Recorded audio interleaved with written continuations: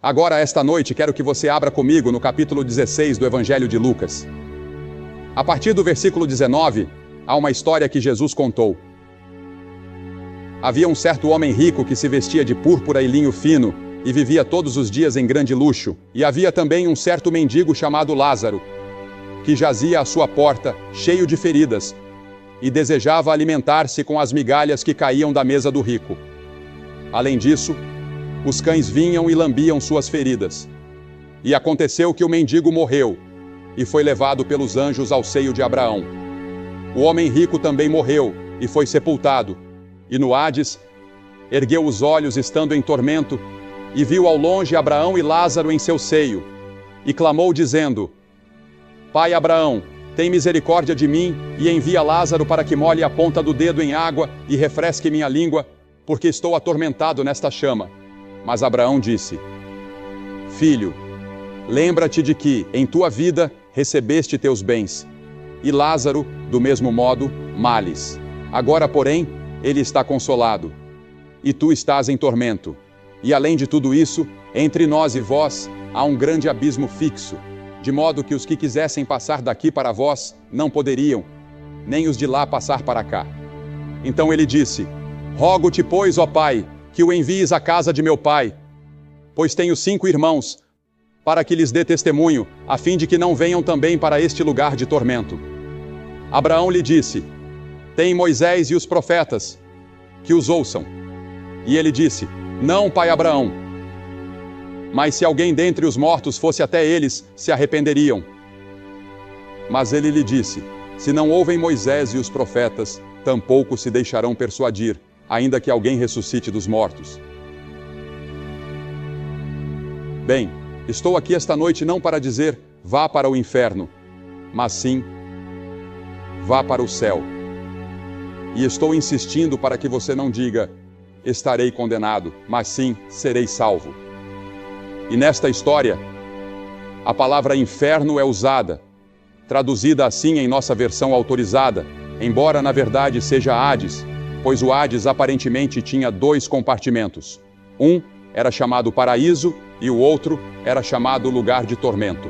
E aparentemente podiam ver uns aos outros através do abismo que os separava. E a palavra inferno hoje é constantemente usada como um palavrão. Você a ouve na televisão, vê nos filmes, nos escritos das pessoas, ouve no trabalho e na escola.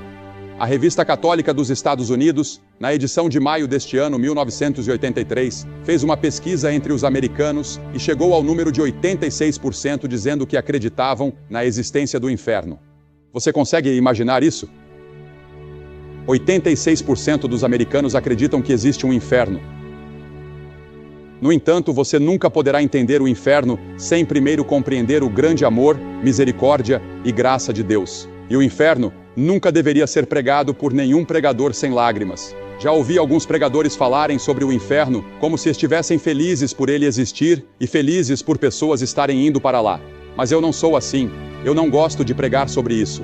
Eu faço isso apenas porque sou ordenado pelas Escrituras a pregar a palavra. E é contra o pano de fundo do amor, misericórdia e graça de Deus que eu devo pregar.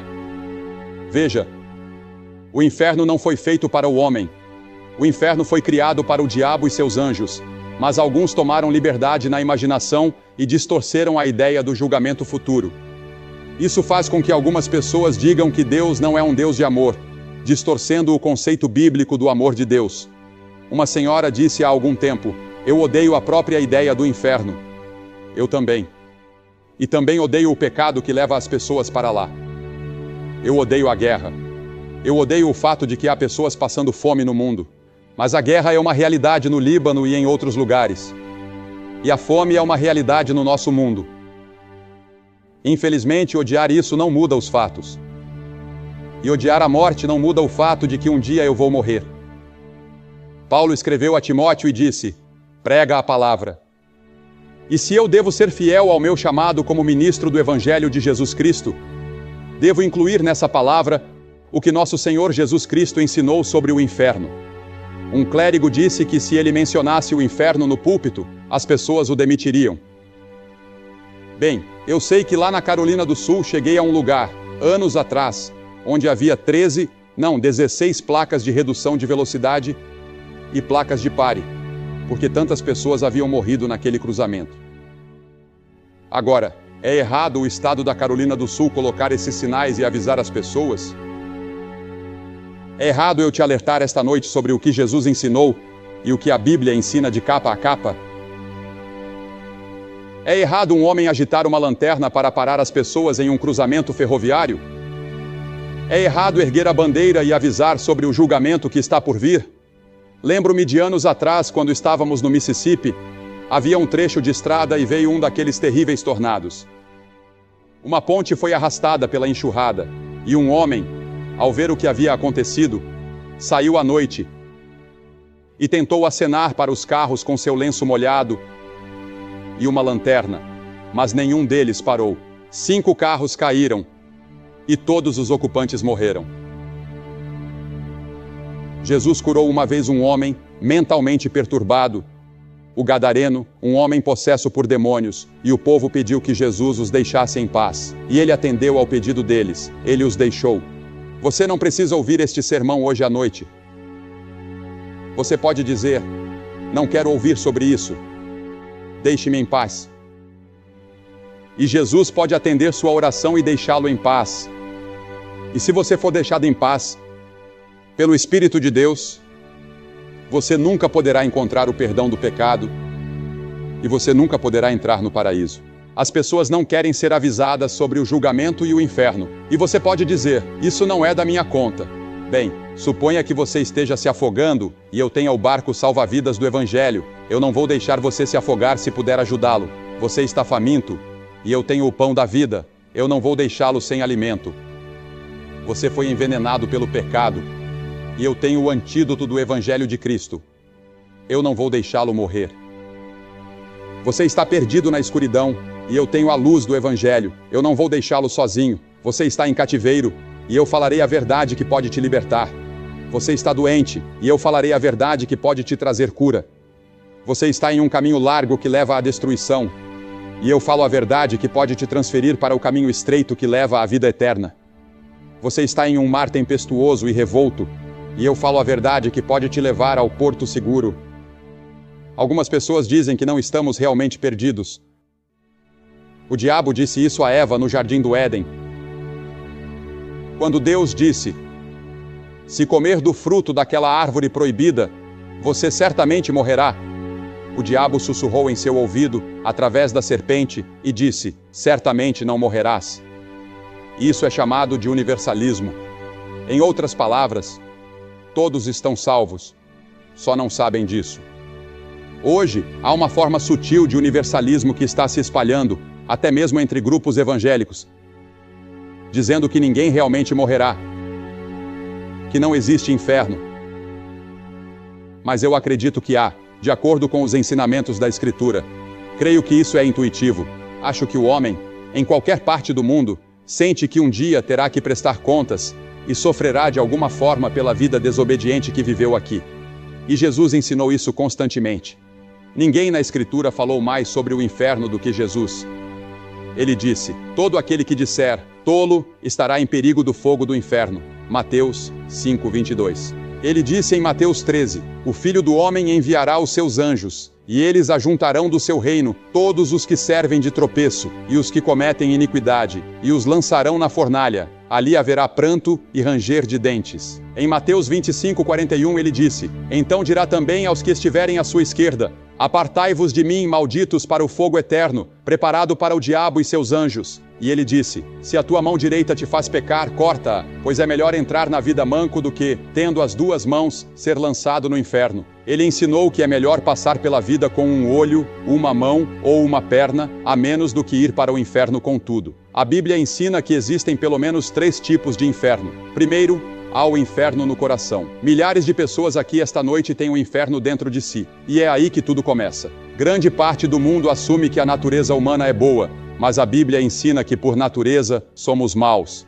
Somos egoístas, pecadores, rebeldes e perdidos no pecado.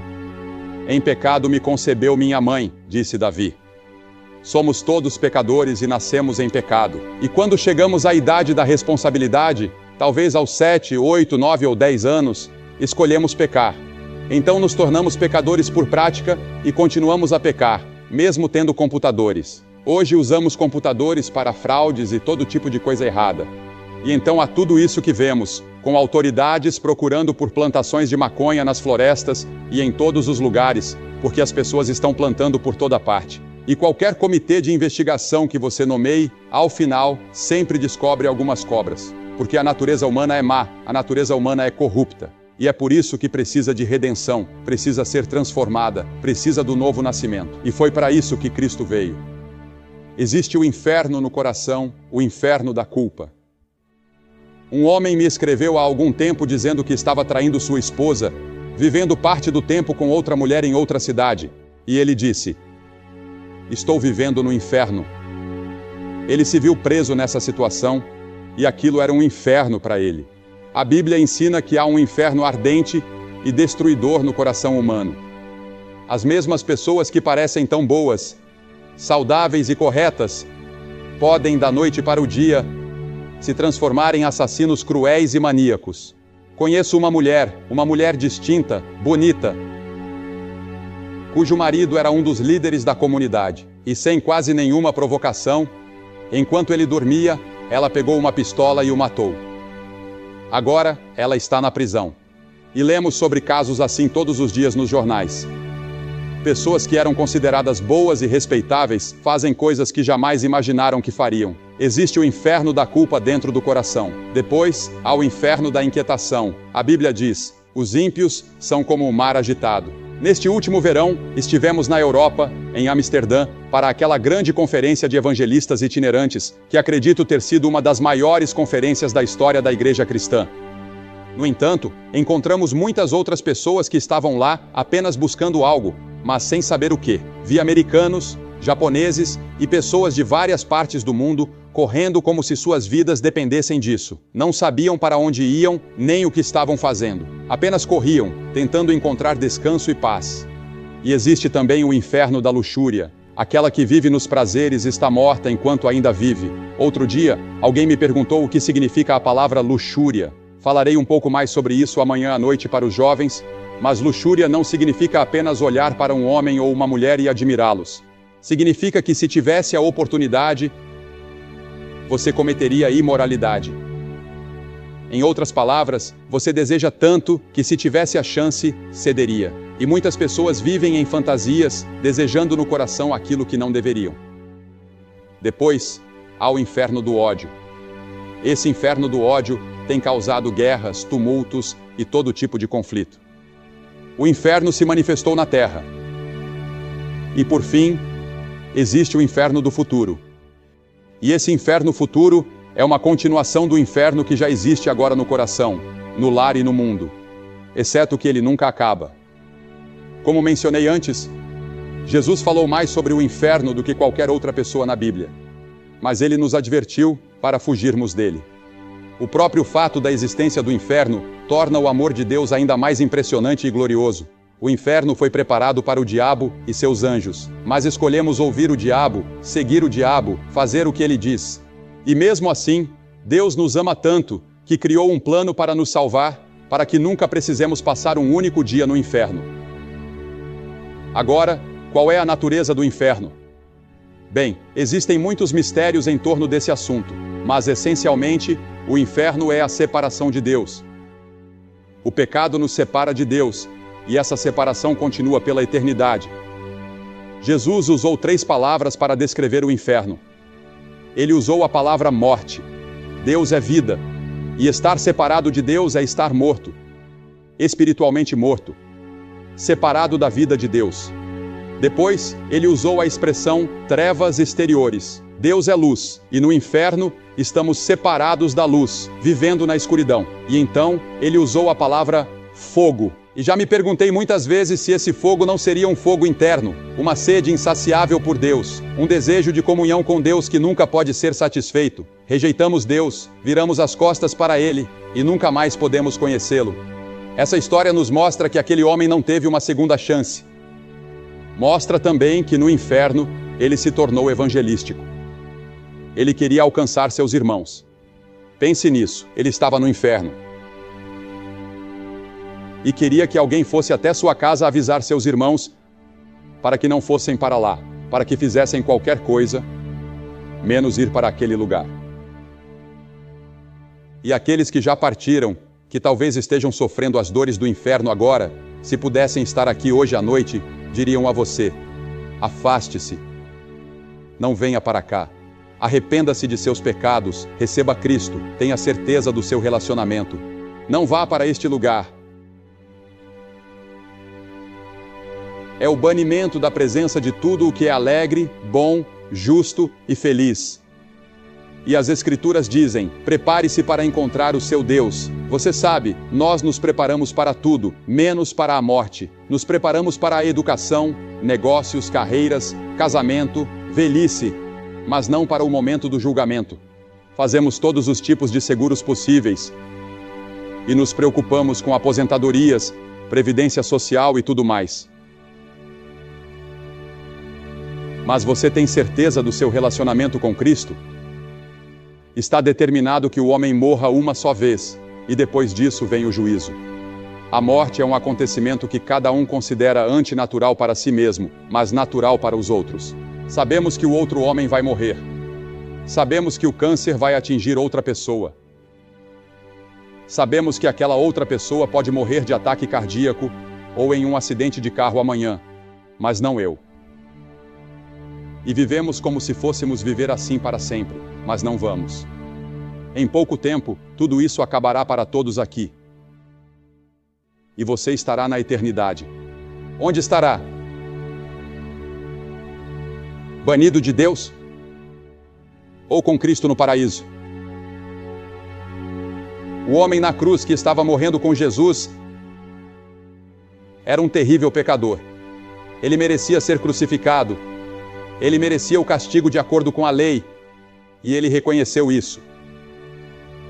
Então ele se voltou para Jesus e disse: Senhor, lembra-te de mim quando entrares no teu reino. Foi só isso que ele disse. Lembra-te de mim? Ele não teve tempo de ser batizado, não teve tempo de se tornar membro de uma igreja.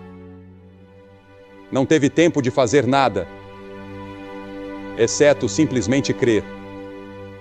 E Jesus disse: hoje estarás comigo no paraíso. Pense nisso. A primeira pessoa que Jesus levou para o paraíso com ele foi aquele ladrão, aquele assassino, aquele homem que merecia o inferno. Mas na cruz, Cristo estava morrendo por pessoas como ele. E Cristo estava morrendo por pessoas como você. E as pessoas mais difíceis de alcançar não são aquelas como ele. Elas sabem que são pecadoras. Elas sabem que precisam de Deus. São pessoas como algumas de nós aqui esta noite, bem vestidas, vamos à igreja, temos um pouco de religião, mas não é a primeira coisa em nossas vidas. Não é a coisa mais importante em nossas vidas. E temos apenas religião suficiente para nos impedir de receber uma verdadeira dose de salvação em Cristo. Você foi imunizado e sente que não tem uma necessidade espiritual. E aquela pessoa que diz que é feliz, que tem uma boa renda, um bom emprego, uma boa família e tudo mais. Eu não preciso de Deus. Eu não preciso de Cristo. Para que eu preciso dele? Você vai precisar dele, irmão e irmã. Você vai precisar dele desesperadamente em breve. É melhor vir agora enquanto tem oportunidade. A Bíblia diz: agora é o tempo aceitável, agora é o dia da salvação. Venha enquanto pode. Você não pode vir a Cristo a qualquer momento que quiser. Você só pode vir quando o Espírito Santo o convencer e atraí-lo, quando a palavra de Deus for proclamada. Você vir a Cristo? Você que está assistindo pela televisão, pegue o telefone e ligue para o número que vê na tela. Há conselheiros esperando para falar com você agora mesmo. E se a linha estiver ocupada, ligue de novo, e de novo, e de novo. Eles estarão lá durante toda a noite para conversar com você e ajudá-lo. Como disse no início, não gosto de falar sobre este assunto. Mas é parte da Bíblia. E é uma parte importante dos ensinamentos de Jesus Cristo. E não estou dizendo essas coisas por mim mesmo. Estou apenas transmitindo a você o ensinamento de Cristo, o que Jesus ensinou. E faço isso com o coração quebrantado. Eu gostaria que não existisse inferno, mas ele existe. Eu gostaria que não existisse pecado, mas ele existe. Eu gostaria que não houvesse assassinatos, guerras e tudo mais, mas há. E há um inferno. Mas graças a Deus existe um céu, há um paraíso. E é lá que Jesus está. E quero lhe dizer hoje à noite, eu sei para onde estou indo. No momento em que você ler no jornal que Billy Graham está morto, você saberá que ele está mais vivo do que nunca. Eu estarei no paraíso e estou ansioso por isso.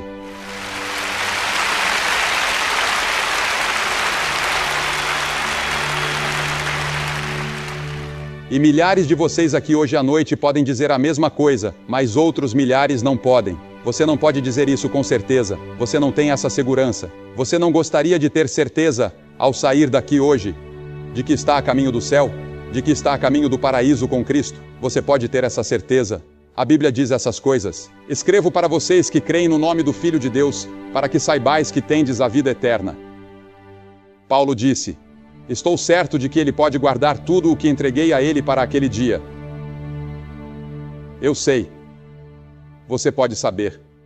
Você diz: bem, Billy, o que eu teria que fazer? Tudo bem, você teria que fazer 3 coisas. Primeiro, deve se arrepender dos seus pecados. Arrependimento significa mudar sua mente, mudar seu jeito de viver. Deixe Cristo entrar e ajudá-lo a mudar. Ele ajudará você a fazer a mudança. Você não pode mudar por si mesmo, você é fraco. Mas se você disser: Senhor, estou disposto, Ele o ajudará. E a segunda coisa é, pela fé, receber Cristo, que morreu por você e ressuscitou. Pela fé. Você não pode entender tudo, mas você vem pela fé e confia. E coloca sua total confiança nele, somente nele. E então, em terceiro lugar, você o obedece, segue-o, serve-o, trabalha por ele e faz todas as boas obras que puder, por amor a ele, em seu nome, ajudando o seu próximo, amando o seu próximo. Nisto todos conhecerão que sois meus discípulos, se tiverdes amor uns pelos outros. Você está disposto a fazer isso? Hoje à noite vou pedir que você faça algo que vimos centenas de pessoas fazerem aqui em cada culto, desde que chegamos a Sacramento.